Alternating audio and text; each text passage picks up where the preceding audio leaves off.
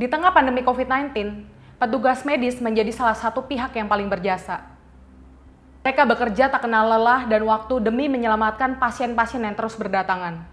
Sebelum masuk ke inti, jangan lupa subscribe, like, dan nyalakan lonceng notifikasinya biar kalian tetap mendapatkan update terkini tentang GIAS Journal.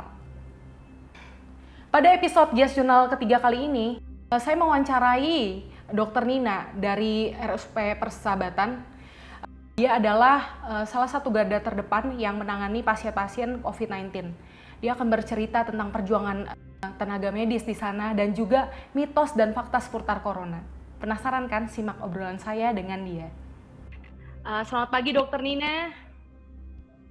Selamat pagi Giatri.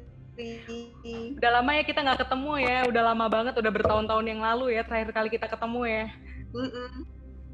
Aku tuh ngeliatin Instagramnya dari Dr. Nina tuh suka terenyuh gitu, bahwa perjuangan tenaga medis itu benar-benar luar biasa ya. Makanya di sini kenapa menghadirkan Dr. Nina, karena bisa berbagi ceritanya atau pengalamannya berjuang dalam membantu pasien-pasien untuk melawan COVID-19. Itu bisa diceritakan nggak kisahnya itu seperti apa? Apanya nih? Mau dengar cerita pengalaman apa? Ya pengalaman pribadi dan juga teman-teman seprofesi di RSUP Persahabatan ya. Oke. Sebetulnya sih gara-gara akibat dari pandemi ini sangat terasa sekali dengan keseharian kami biasanya gitu. Biasanya kami kerja kan ya memang pakai APD tapi tidak seperti sekarang APD-nya dari atas sampai bawah harus tertutup gitu. Terus ruang perawatan juga berubah. Kalau sebelum pandemi kita masih bisa kontak langsung dengan pasien, periksa pasien, menyentuh pasien gitu. Tapi sejak pandemi ini kita kan sudah semua ruangan perawatan semua bentuknya sudah isolasi. Jadi kontak dengan pasien pun diminimalkan, pakai baju semua harus baju pelindung semua harus diperhatikan, dari atas sampai bawah semua harus tertutup, dan itu rutinitas yang berubah itu sebetulnya buat kita sih ya cukup kadang-kadang ada rasa khawatir juga, tapi balik lagi ke motivasi kita bahwa kita kan sebagai tenaga medis sudah berkecimpung di bidang ini dan ini sudah menjadi tanggung jawab kita, jadi sebetulnya nggak ya udah kita jalani aja pada akhirnya gitu. Walaupun banyak banget perubahan-perubahan dan kita juga harus beradaptasi dengan perubahan-perubahan yang terjadi, ditambah juga dengan rasa khawatir kita mengobati pasien atau merawat pasien, tapi kita juga tidak boleh mengabaikan risiko untuk diri kita juga gitu. Ya, itu kan pakai alat pelindung diri ya, yang APD itu, terus masker, itu tersiksa nggak sih? Sampai dilihat ada yang sampai luka-luka gitu. Kalau dipakainya dalam jangka waktu sebentar sih sebetulnya enggak terlalu berpengaruh. Cuman kan ada kalanya kita nggak masuk cuma sebentar gitu, karena kalau masuk cuma sebentar sayang APD-nya gitu. Jadi semuanya akhirnya kita pakai. Jadi prinsipnya adalah pada saat kita pakai APD itu selesaikan semua pekerjaan kita sampai beres baru keluar gitu. Jadi supaya apa yang kita pakai itu nggak mubazir jadinya gitu. Nah otomatis kan nggak bisa sebentar-sebentar jadinya. Sekali masuk bisa 3 jam, 4 jam, bahkan mungkin bisa lebih lama dari itu. Kalau sudah sampai di dalam, kita udah nggak bisa buka di dalam gitu. Jadi semua seperti pingin buang air atau lapar, haus itu harus ditahan gitu. Dan sebetulnya yang paling berat itu adalah karena panas ya. Pakai itu kan panas, semua tertutup.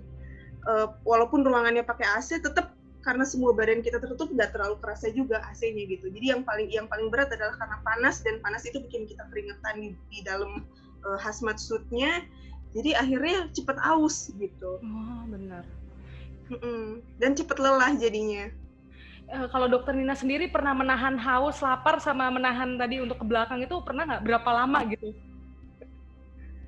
Kalau lapar sih enggak ya. Maksudnya kan enggak Misalnya Hausnya. kita juga puasa juga itu ya. Haus sih terutama sama sesak napas karena kita pakai masker N95 itu kan harus betul-betul menempel sekali di wajah. Jadi beda banget waktu pakai masker bedah dengan waktu pakai masker N95. Kalau masker bedah itu dia tidak menekan muka kita gitu. Kalau N95 dia menekan wajah kita karena harus rapat sekali. Nah, itu yang membuat kalau dipakai lama bikin lecet dan bikin jadinya sesak napas juga. Sesak nafas. Tapi kalau dokter Nina pernah ngalamin itu nggak? Yang sesak nafas ataupun lecet-lecet? Nah, pernah juga sih beberapa kali ya. Ada kalanya ketika saya masuk nih, udah masuk, terus saya mau misalnya mau melakukan tindakan pasang alat ke pasien gitu, misalnya pasang alat nasal kanul kecepatan tinggi misalnya. Nah itu kadang-kadang ada alat yang ketinggalan, nggak kebawa ke dalam. Jadi harus minta dulu diambilin dari luar gitu. Nah itu kan nunggu tuh. Nah waktu pada saat mau menunggu itu saya nggak ngapa-ngapain, itu kerasa semua panasnya, sesaknya itu lebih kerasa dibandingkan kalau saya bergerak gitu. Kalau saya beraktivitas bergerak kan kadang-kadang jadi nggak kerasa gitu semua lelahnya, semua hausnya gitu. Tapi pada saat saya hanya diam menunggu alat datang, itu kerasa kan semuanya jadinya. Nah itu yang kadang-kadang saya jadi berpikir gitu, aduh kalau lama-lama begini saya nggak kuat juga gitu kan. Tapi di satu sisi saya udah masuk nih, nggak boleh nanggung-nanggung, saya nggak boleh nyerah untuk keluar sekarang gitu, nggak boleh nyerah untuk ya udahlah saya keluar aja nanti saya biar alatnya nanti dipasang nanti lagi gitu misalnya. Nah itu kan nggak bisa karena saya mau melemparkan kerjaan ini sama siapa lagi kalau bukan saya yang pasang. Gitu. Terus kalau misalnya sekarang bulan suci Ramadan ya, itu gimana tuh? Lebih berat dong menjalankannya? Dan ini pertama kalinya kan, maksudnya lagi kondisi kayak gini dan puasa, ya nggak? Iya betul. Bulan Ramadan, kalau saya sih alhamdulillah belum pernah mencoba yang pagi bagaimana ya. Kan kebanyakan saya dapat shiftnya yang sore malam, maksudnya jam-jamnya udah jam-jam sudah bisa makan dan sudah bisa minum gitu ya. Yang berat itu mungkin teman-teman perawat, karena teman-teman perawat pasti ada merasakan jam yang pagi masuk gitu, dan itu pasti berat buat mereka. Nggak usah bulan puasa deh, waktu hari-hari biasa saja saya hampir nggak pernah melihat mereka tuh nggak keringetan. Setiap buka baju, setiap hazmatnya dilepas itu bajunya pasti basah semua gitu. Dan saya juga nggak bersimpati dengan mereka pada bulan puasa seperti ini, pasti itu akan lebih melelahkan lagi buat mereka gitu. Tapi alhamdulillah sih sampai sekarang belum ada belum ada hal-hal yang tidak diinginkan, maksudnya belum ada yang sampai jatuh sakit atau gimana gara-gara pakai APD lengkap. Terus kalau pandangan dokter Nina sendiri kan aku lihat nih beberapa pemberitaan ya, miris banget. Ada stigma negatif dari masyarakat ya terhadap orang-orang yang berisiko tinggi terpapar virus corona. Salah satunya adalah tenaga medis. Nah itu bagaimana menurut pendapat dokter Nina? Sebetulnya sih kalau kita melihat dari sisi medis, kalau saya melihat dari kacamata saya sendiri gitu, pasti itu tidak adil ya. Maksudnya saya sudah mencurahkan semuanya nih, tenaga, waktu, pikiran untuk di rumah sakit untuk pasien-pasien COVID. Tapi kok ketika saya kembali ke rumah saya diperlakukan seperti itu oleh masyarakat sekitar saya. Pasti ada perasaan kecewa dan merasa diperlakukan dengan tidak adil gitu ya.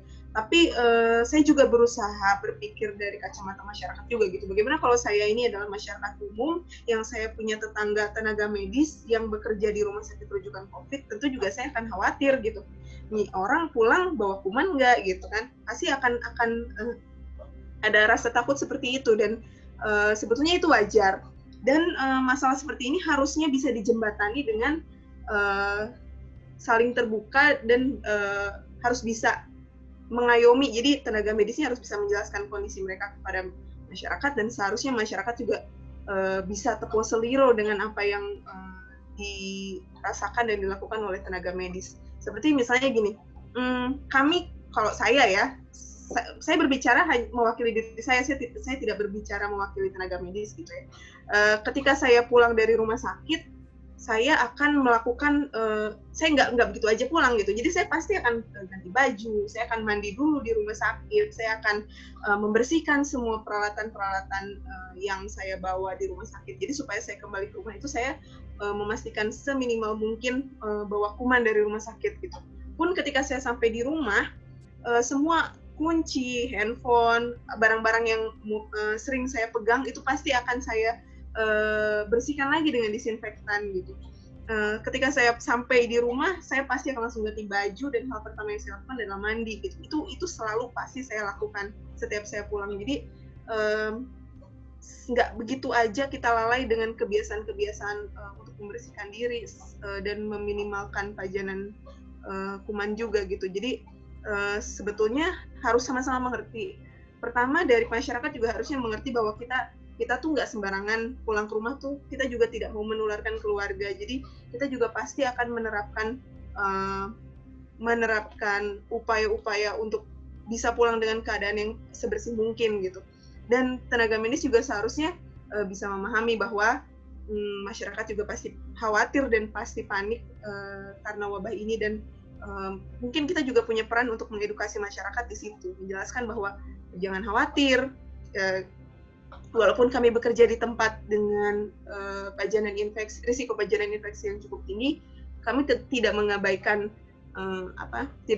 kebiasaan-kebiasaan hidup bersih juga. Itu tetap kita lakukan. Tapi kalau Nina alhamdulillah ya, maksudnya nggak ada penolakan ya dari masyarakat sekitar ya? Alhamdulillah sih enggak.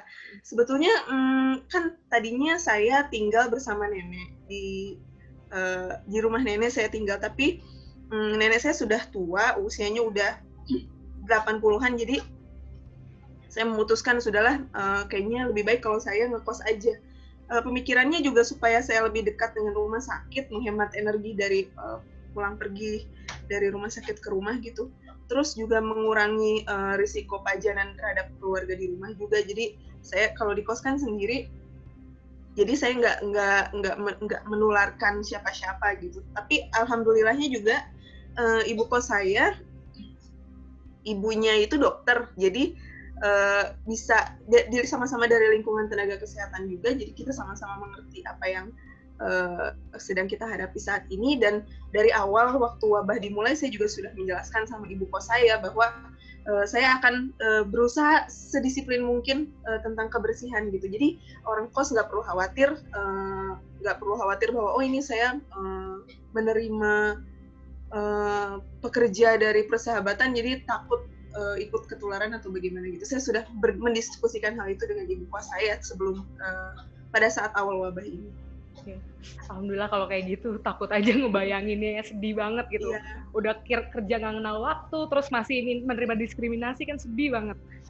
CDC itu kan memasukkan beberapa gejala ke dalam daftar yang bisa muncul ya dalam 2 hingga 14 hari. Ada 6 sekarang kan. Apakah mungkin dari kacamata tenaga medis ke depan itu akan ada ini lagi, gejala-gejala baru lagi nih? Jadi virus SARS-CoV-2 ini memang virus baru dan belum banyak penelitiannya. Jadi kita juga nggak bisa bilang yang sekarang yang kita temukan seperti ini belum tentu minggu depan itu hasilnya sama seperti yang hari ini gitu. Jadi apakah yang 6 itu masih bisa bertambah? Ya masih bisa. Jadi tidak menutup kemungkinan, karena banyak hal yang kita belum tahu tentang virus ini, banyak hal yang kita belum tahu tentang mekanisme infeksi virus ini ke dalam tubuh kita bagaimana, obat spesifik untuk virus ini pun belum ada. Jadi berbagai kemungkinan itu luas sekali. Kita sampai saat ini kan semua jadinya learning by doing. Jadi kita mengobati atau merawat pasien-pasien COVID semua akhirnya belajar dari pengalaman, karena ini sama sekali nggak ada guideline-nya, nggak pernah ada ceritanya sebelumnya bagaimana. Ini betul-betul baru buat kami, dan kami itu maksudnya bukan Indonesia saja tapi seluruh dunia gitu. Ini betul-betul hal baru dan perkembangannya bagaimana kita juga belum tahu. Oke, terus kan juru bicara pemerintah untuk penanganan COVID-19 itu kan Pak Ahmad Yuryanto menyatakan ya, bahwa virus ini diprediksi penyebarannya akan berakhir pada Juni 2020. Apakah itu memungkinkan kalau dari kacamata medis?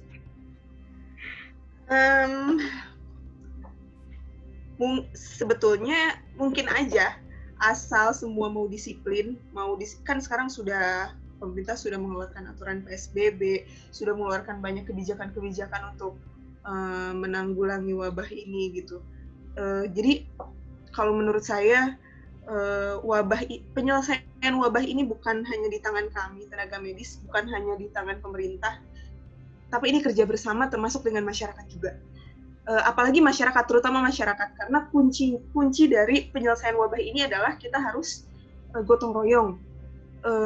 Nggak bisa cuma diobatin aja, nggak cukup. Harus ada upaya untuk pencegahan, dan upaya pencegahan ini kuncinya adalah di masyarakat. Kalau masyarakat mau kerjasama, mau berpartisipasi dalam mensukseskan PSBB, social distancing, mau membantu kami untuk meratakan kurvanya, itu insya Allah kita bisa, saya optimis Juni kita bisa selesai dengan wabah ini. Tapi sayangnya realitanya akhir-akhir ini kalau saya lihat di jalanan tetap aja rame.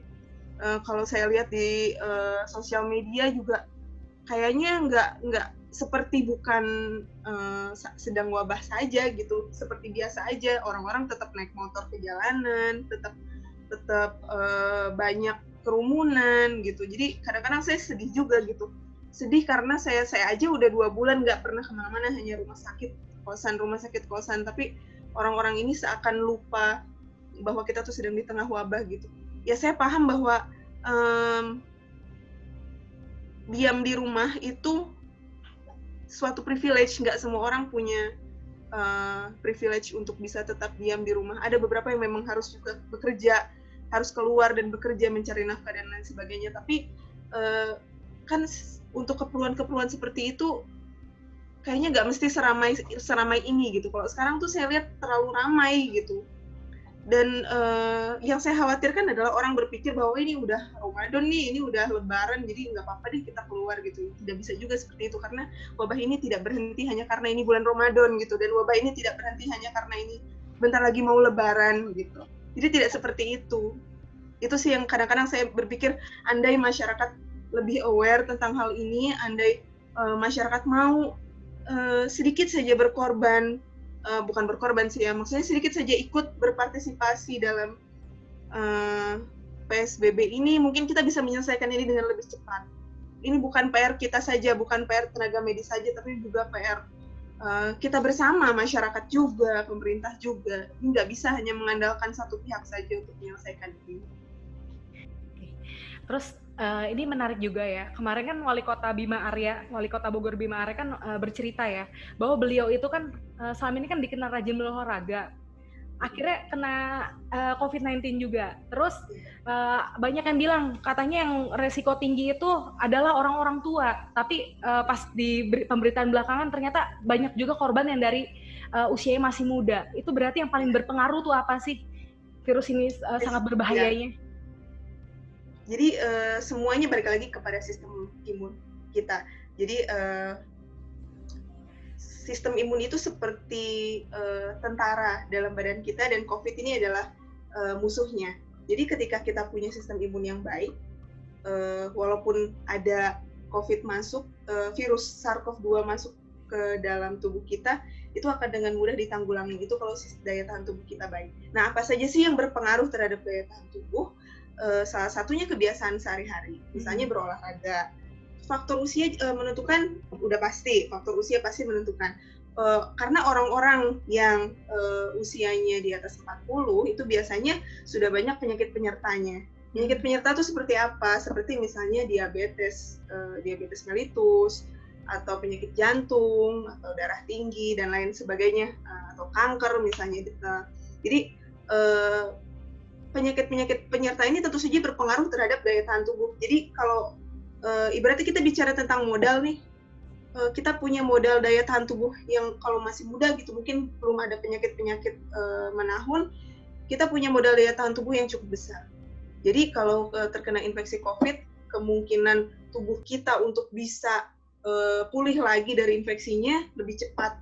Nah, pada orang-orang yang usianya sudah tua dan memiliki riwayat penyakit penyerta, otomatis daya tahan tubuhnya tidak sama seperti daya tahan tubuh orang muda, gitu. Jadi ketika mereka terpajan virus corona atau SARS-CoV-2 ini, pasti mekanisme imun tubuh mereka tidak sebagus dengan yang anak-anak muda, gitu. Dan karena pulihnya tidak secepat anak-anak muda, risiko untuk terjadi komplikasi pun lebih besar, gitu. Jadi makanya kenapa kita selalu berbicara bahwa hati-hati untuk orang-orang yang punya penyakit komorbid, harus dijaga jangan sampai sakit, gitu. Ya karena itu, karena bisa saja terjadi risikonya akan menjadi lebih besar pada orang-orang dengan penyakit komorbid, dengan penyakit penyerta maksud saya.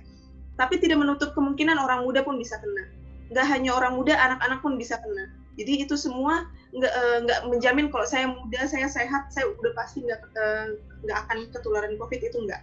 Sama aja seperti Pak Bima Arya kemarin kan, Pak Bima Arya beliau sangat rutin berolahraga dan fit, sangat bugar, tapi pada saat daya tahan tubuhnya turun, virus masuk ya, tetap bisa terinfeksi virus COVID. Yang membedakan adalah ketika beliau terkena virus karena beliau rutin berolahraga dan punya gaya hidup yang sehat, pemulihannya lebih cepat dibandingkan dengan orang-orang yang tidak punya kebiasaan hidup yang sehat. Ini sekarang aku pengen nanya nih beberapa mitos atau fakta ya yang ibaratnya yang beredar di masyarakat. Kadang-kadang takutnya masyarakat masih salah kaprah, jadi saya ingin mempertanyakan lagi kepada Dokter Nina gitu. Oke, terus virus corona akan mati ketika suhu naik, misalnya saat lagi musim semi gitu, benar nggak? Oke, Itu satu jadi fakta. memang kalau saya baca literaturnya, memang ada beberapa literatur yang mengungkapkan virus ini bisa bertahan pada suhu tertentu lebih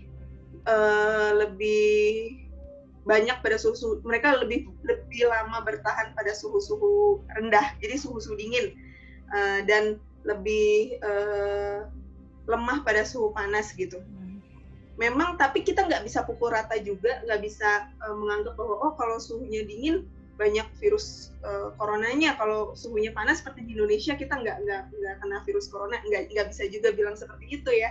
Jadi tetap waspada karena banyak banget yang belum kita ketahui tentang virus ini, termasuk dia bisa tahan berapa lama di udara terbuka atau bisa tahan di suhu berapa, itu banyak sekali yang kita belum tahu dengan pasti. Penelitian memang sedang dijalankan dan sudah ada beberapa yang publikasi, tapi kita juga nggak bisa langsung tarik kesimpulan ya kalau panas ya aman gitu, kalau dingin ya harus hati-hati, nggak bisa gitu juga. Kita tetap harus waspada bagaimanapun musimnya dan dimanapun kita berada, tetap harus waspada. Terus benar nggak bahwa hewan kesayangan kita ini bisa terpapar oleh virus corona dan menularkannya kepada manusia? Ya, jadi kalau binatang peliharaan sebetulnya kita juga masih belum tahu pasti nih binatang-binatang apa yang bisa menjadi carrier dari virus corona. Yang udah diketahui dari literatur itu kan seperti kelelawar, unta. Unta itu kan kaitannya sama yang MERS-CoV. Terus sama burung juga bisa. Kucing juga katanya bisa, cuman saya belum banyak baca tentang itu. Jadi memang kita banyak banget yang belum kita tahu, termasuk binatang-binatang apa saja yang bisa menjadi carrier. Tapi kita, kalau menurut saya sih tetap, walaupun kita punya binatang peliharaan ya, mau saat wabah atau tidak wabah kan tetap harus bersih ya. Nggak harus nunggu wabah dulu baru, saya harus bersih nih, saya harus care dengan kebersihan, kan nggak seperti itu. Bahkan hari-hari biasa pun kita tetap harus care dengan masalah kebersihan. Dan saya rasa kalau kita sudah yakin bahwa kita bersih, binatang peliharaan kita bersih, harusnya kita tidak perlu khawatir. Kalau dengan hewan-hewan liar kan banyak tuh kucing-kucing liar tuh, masyarakat perlu takut nggak sih? Atau nggak usah takut berlebihan tuh? Sebetulnya nggak usah takut berlebihan. Yang penting adalah bagaimana menerapkan pola hidup bersih buat diri kita sendiri. Jadi kalau dari mana-mana pastikan selalu cuci tangan, itu yang penting. Dari mana-mana pastikan barang yang sering kita pegang, misalnya handphone, kunci, dompet, semua kita bersihkan. Abis pergi dari mana-mana kalau bisa sampai di rumah mandi, baju kotor langsung ditaruh di mesin cuci gitu. hal-hal seperti itu yang menurut saya sih sangat sangat membantu sekali untuk bisa mencegah penularan COVID-19. Jadi meskipun kita tetap harus bekerja di luar, tetap harus mencari nafkah, tetap harus beraktivitas di luar, asal kita bisa disiplin soal kebersihan, itu saya rasa sih itu udah membantu banget untuk mencegah penularan COVID. Jadi nggak mesti khawatir berlebihan terhadap hewan-hewan liar yang lewat-lewat gitu, atau jadi parno sendiri dengar mitos-mitos apa gitu. Yang penting adalah kita disiplin dengan diri kita.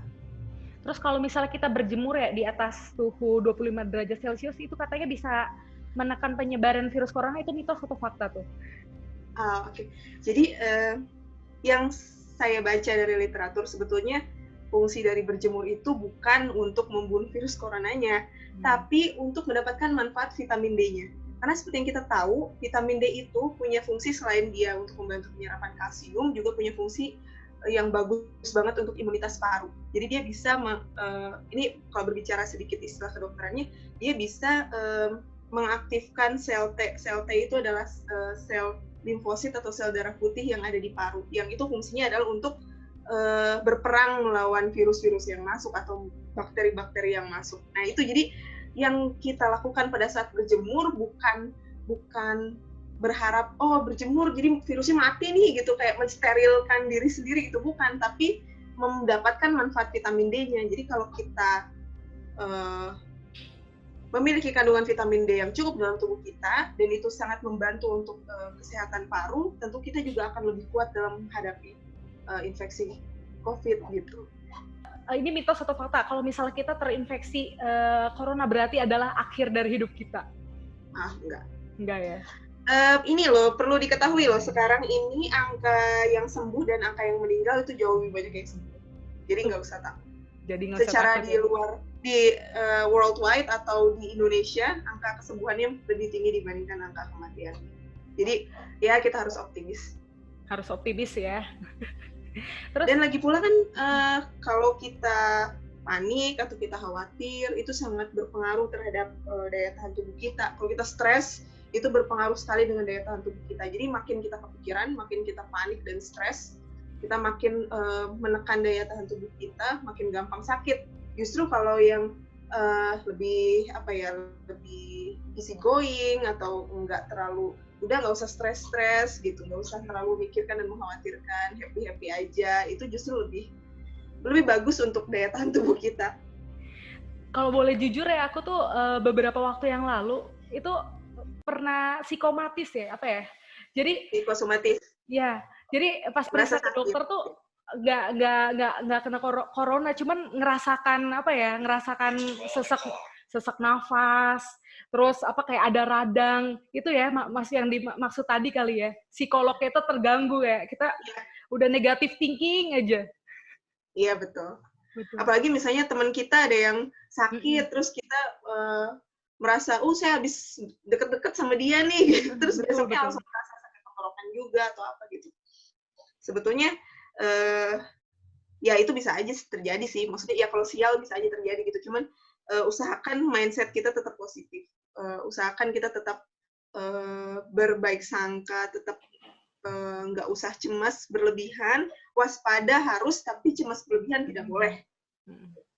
Kita nggak mengenali musuh kita sebenarnya itu siapa ya.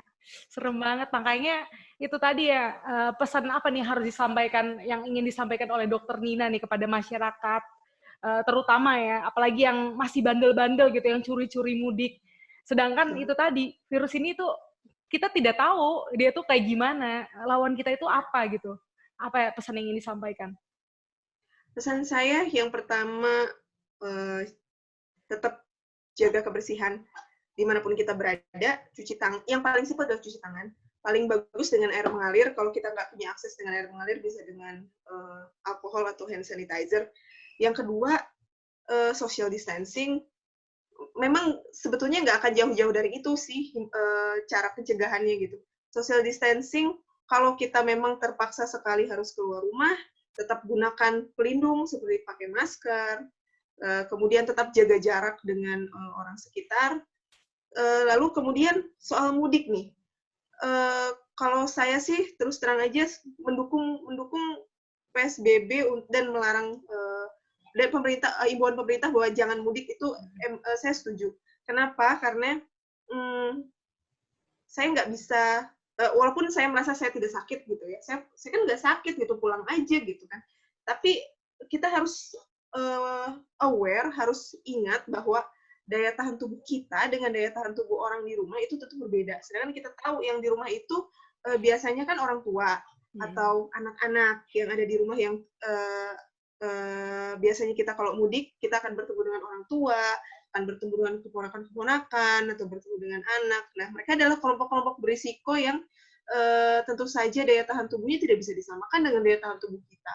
Jadi kalau kita tidak sakit, belum tentu ketika kita pulang bertemu dengan mereka, mereka jadi tidak sakit juga, gitu. Dan kebayang kalau saya sebagai tenaga medis nih ya, saya juga pingin pulang, pasti sama pingin pulang ke rumah seperti orang-orang lainnya. Apalagi saya sudah 2 bulan tidak bertemu keluarga. Tapi kemudian saya berpikir bahwa kalau jangan sampai ketika saya bertugas, saya bertemu dengan keluarga saya sendiri di rumah sakit sebagai pasien, gitu. Itu pasti akan sangat menghancurkan hati saya, gitu. Dan saya harap ini juga nggak perlu terjadi dengan teman-teman yang lain. Nggak perlu terjadi ada keluarganya yang jadi masuk rumah sakit. Oke, Dokter Dina, makasih banget nih udah meluangkan waktunya ya untuk menjawab Fitos atau makna, fakta, terus udah bercerita juga tentang pengalamannya ya menjadi garda depan untuk melawan COVID-19, sama pesan-pesannya tadi bagus banget yang untuk disampaikan kepada masyarakat luas sana. Nanti kalau misalnya ada yang kurang-kurang, aku bisa kontak Dokter Dina via jalur pribadi ya. Boleh. Tetap sehat terus ya. Terus kalau misalnya selesai kita harus meluangkan waktu nih untuk ngopi-ngopi bareng lah ya. Siap. Jaga kesehatan ya sama lancar puasanya. Terima kasih Dokter Dina. Terima kasih dan teman-teman. Sekian wawancara saya dengan Dokter Rina. Dapat disimpulkan bahwa saat ini kita semua ini sedang berada di dalam medan perang.